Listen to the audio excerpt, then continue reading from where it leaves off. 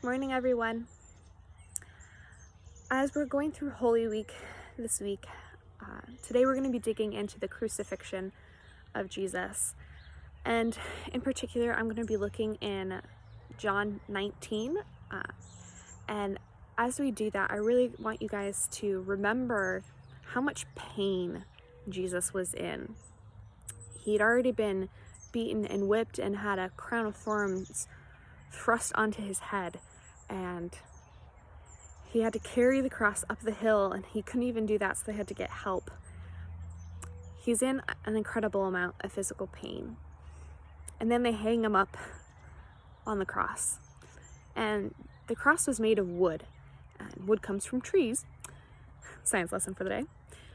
And trees have bark. Now, bark is not particularly soft and plush. And even if they cut the wood in order to use it, there would be splinters. The crucifixion wasn't meant to be an easy death. It was meant to be the most painful and humiliating death possible. So we know that Jesus was in pain. But then we get to verse 25 in chapter 19, and this is what we see. Near the cross of Jesus stood his mother's sister, Mary, the wife of Clopas, and Mary Magdalene.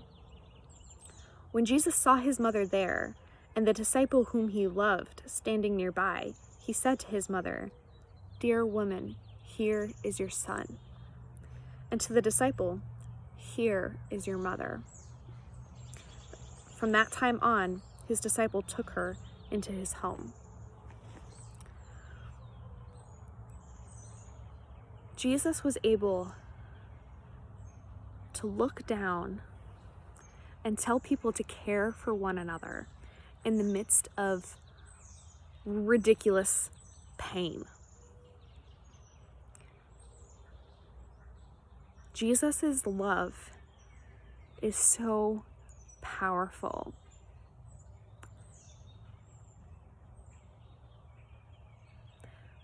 But God's forgiveness came at a cost, and that cost was Jesus having to be on the cross and having to pay for our sins. In that one act, he took on all of the pain for us. So as we go into Good Friday, I really want you guys to think through, leading into tomorrow,